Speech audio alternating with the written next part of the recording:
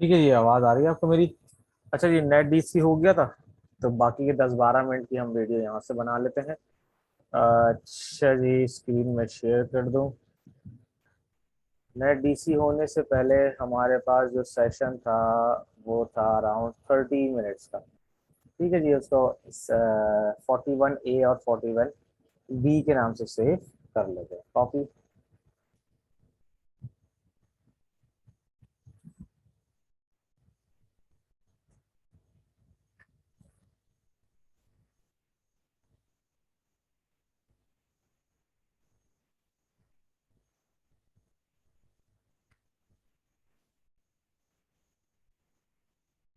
ठीक है जी।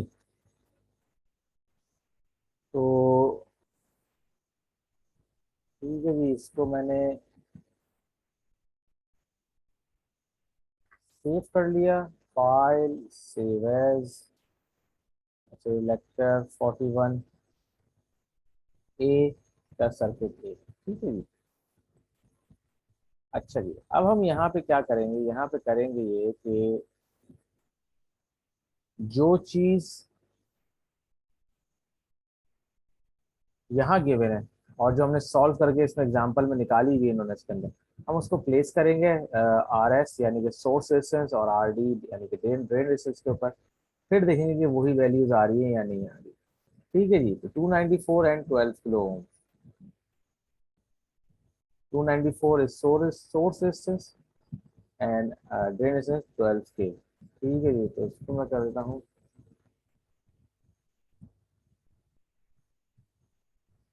12 के 294।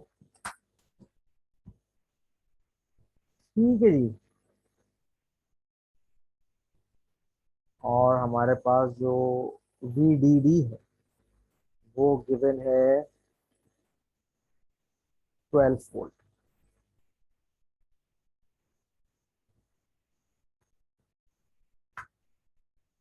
अब हमारा voltage at drain and source VDS कितना होना चाहिए?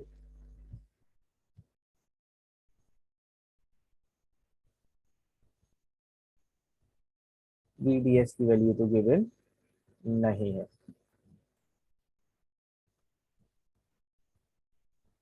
हमारे पास क्या है? VGS। ठीक है जी। तो ये मैं उठाता हूँ, इसको मैं करता हूँ डिलीट। K2 तो ठीक है जी, इसको मैं अगर फ्लिप हॉरिजॉन्टली कर दूं अब बेहतर है।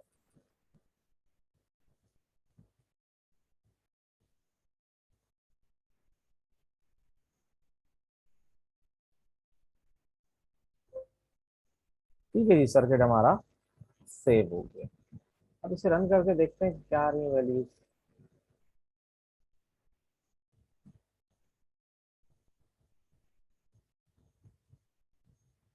करंट आ रहा है 943 माइक्रो एम्पेयर। वोल्ट आ रहे हैं हमारे पास 399 मिली वोल्ट। यहाँ क्या आ रहा है भाई?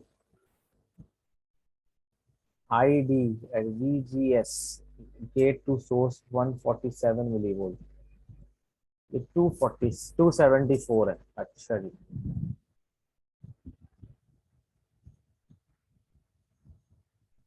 ID is 0.5। अच्छा, ये करीब करीब तो है। ये करीब करीब नहीं है, नहीं है जी। कोई वैल्यू भी वो नहीं आ रही जो कि इसमें गिवन है। वाई हो सकता है कि हमारा जो कंपोनेंट है वो इससे मैच ना कर रहा है, तो उसकी करेक्टरिस्टिक्स वेरी कर रही होंगी। ठीक है जी।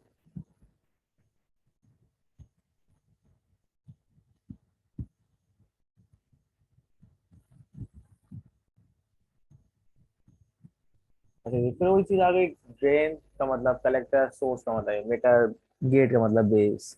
ठीक है जी। अब वही हमारा वोल्टेज डिवाइडर वाइज बन जाएगा। ठीक है, फिर वही कैलकुलेशन आएंगी जैसे हमारे पास VDB वोल्टेज डिवाइडर बाइस के अंदर हमारे BJT में आती थी। ठीक है जी। तो जरा सी देख लेते हैं एक नजर।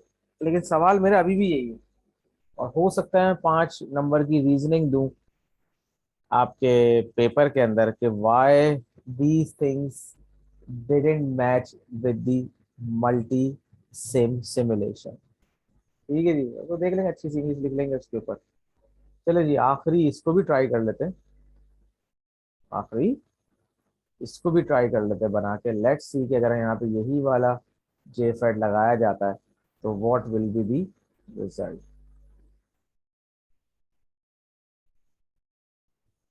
यार ये 5459 की कह रहे हैं। 5459 तो उसमें अवेलेबल है नहीं, लेकिन लेट्स सी।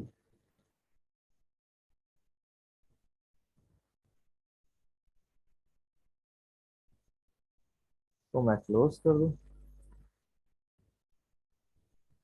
न्यू है, ब्लैंक है।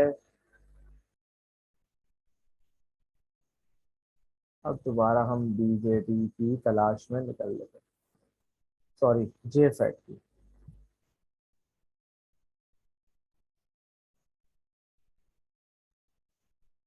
चेंज करके देखते हैं थोड़ा सा। नहीं, जे फेड चेंज कर दिया।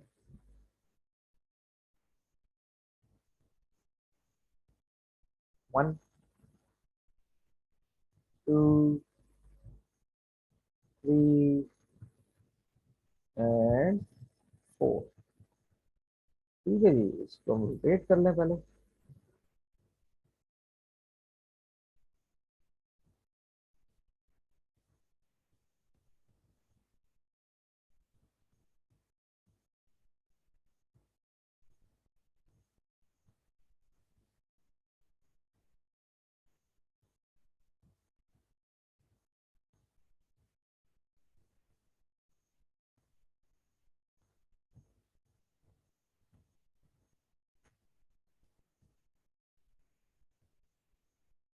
ठीक है जी, चले जी।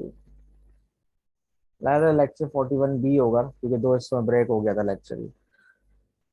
अच्छा जी, 1 मेगा, 6.8 मेगा, 3.3 के एंड 2.2 के। ओके, सबसे पहले तो मैंने ज्वाइन कर लें, फिर कहीं करंट मीटर वगैरह लगाना होगा जबकि जब देखेंगे।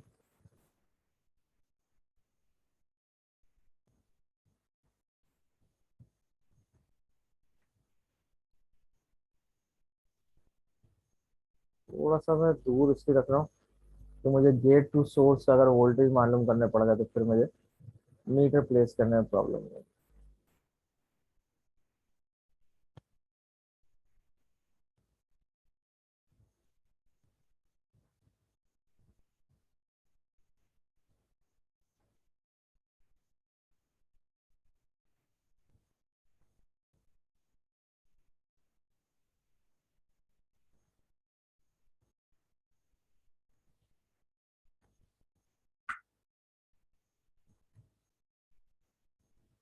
ठीक है जी।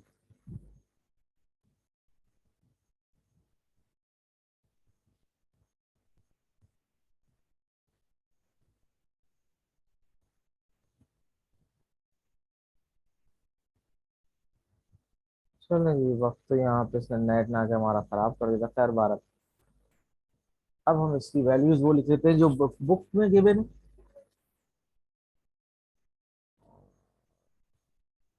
1 मेगा एंड 6.8 मेगा।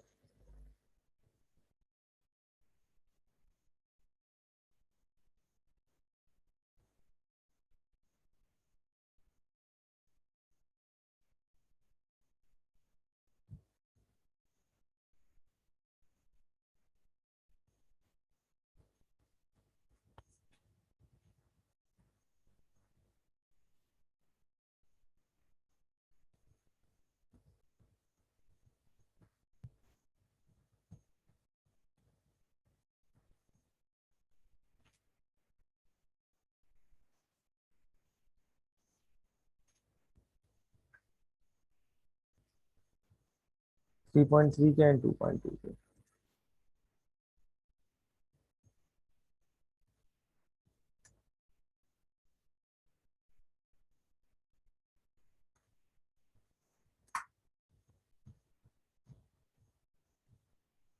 12 वोल्ट।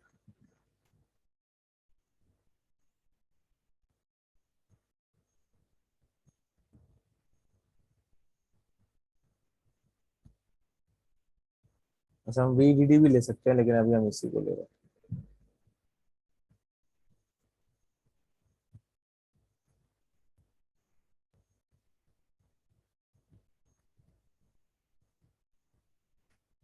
अच्छा जी, अब हमें क्या चीज मेजर करनी है?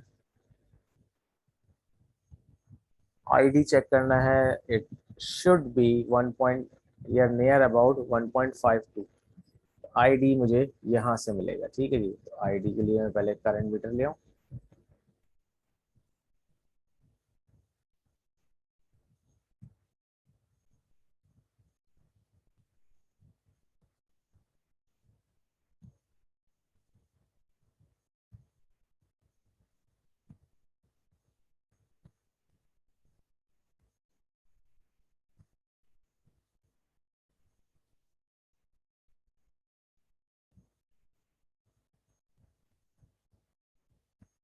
चलें, ये तो थोड़ा बहुत करीब आ गया। अब हो सकता है कि जो वैल्यू हमने रखी, लेकिन अगर यही वहां पे 2 and 5 4 8 5 इस्तेमाल करते तो शायद हमारे पास करीब करीब रिजल्ट आ जाता। आप अपने पास करके देख सकते हैं, चेक कर सकते हैं कि रिजल्ट कितना करीब आ रहा है। अच्छा जी, फर्दर क्या है इसके अंदर? गेट टू सोर्स जो है वो -1.8 होना चाहिए। ठीक है जी, चलिए -1.8 चेक कर लेते हैं। अभी एन चैनल है इसका, तो यहाँ प्लस लगेगा और ग्राउंड पे आएगा वोल्ट मीटर। Okay, stop.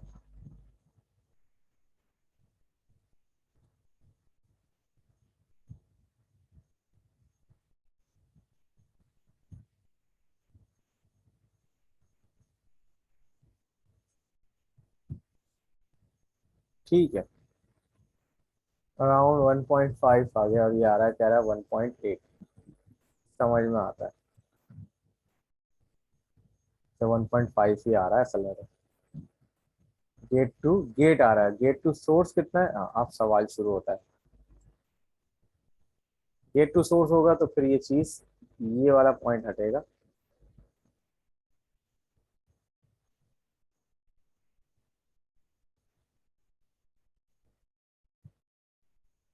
-1.2। ये कह रहा है -1.8। अभी थोड़ा सा फर्क है, क्यों है? सेमटा से चले ठीक है, लेकिन हमने बहरहाल बहुत सारी चीजें इस पे वेरीफाई कर ली। ठीक है जी, चलें। अभी करंट सोर्स बाइसिंग वगैरह ये फिलहाल हम इसके अंदर स्किप करेंगे, तो हमारे पास ज्यादा डेप्थ में ये चीज अवेलेबल नहीं है। ठीक है जी, अब जो अगले सेशन में आएंगे वो हम आ जाएंगे जंक्शन फील्ड इफेक्ट ट्रांसफर का ओवरव्यू ले लिए, एक आध एग्जांपल्स हमने समझने की कोशिश की। अब आपके ऊपर है कि आप उसे कितना डेप्थ में देखते हैं। फिर आ जाएंगे isolated gate field effect transfer, IGFET। अभी तो हमारा जंक्शन कनेक्टेड है ना पीछे सबस्ट्रेट के ऊपर। अब जो होगा वो आइसोलेटेड गेट होगा, और आइसोलेटेड गेट के अंदर जो कैटेगरी आती है वो आती है मेटेलिक ऑक्साइड सिलिकॉन। सही है, यानी कि अप्रोक्सीमेटली ग्लास के बीच में आइसोलेशन होती है between gate to drain source या gate to channel. Gate to channel क्या होती है आपके पास? ऑक्साइड की एक लेयर होती है जिससे वो फिजिकली आइसोलेटेड होता है। अब उसकी वजह से उसके अंदर दो प्रॉपर्टीज होती हैं, इनहांस होता है, डिफ्लीजन होता है। वो हम अगले लेक्चर के अंदर देखेंगे और कोशिश करेंगे कि हम उनकी एग्जाम्पल्स वगैरह देखें। तो वो आपका जो मॉसफेट है, metallic oxide silicon field effect, ये आपका प्रैक्टिकली इस्तेमाल होता है और अमूमन इनहांस वाला इस्तेमाल होता है। ई मॉसफेट हमारे प्रैक्टिकली एप्लीकेबल है। और इसी का आगे कंटिन्यूशन में हमारे पास क्लास डी एम्पलीफायर और IGBT आ जाएगा, insulated gate bipolar junction transistor. ठीक है जी, IGBT। अब उसमें गेट तो होता है, इंसुलेटेड गेट है, लेकिन है क्या वो? बेसिकली BJT की प्रॉपर्टीज। उससे क्या होता है कि आपके पास पावर एप्लीकेशन दूसरी जगह पे ट्रांसफर का मजा मिल जाता है with the properties of the biasing properties of the field effect transistor. ठीक है जी, चले मैं फिलहाल यहाँ पे सेशन इसको खत्म कर रहा हूँ। अब हम चलेंगे आगे मॉसफेट से, डी मॉसफेट से, और फिर देखेंगे कि हम आगे कहाँ तक जा सकते हैं अगले लेक्चर, अगले सेशन के अंदर। ठीक है जी, थैंक यू वेरी मच।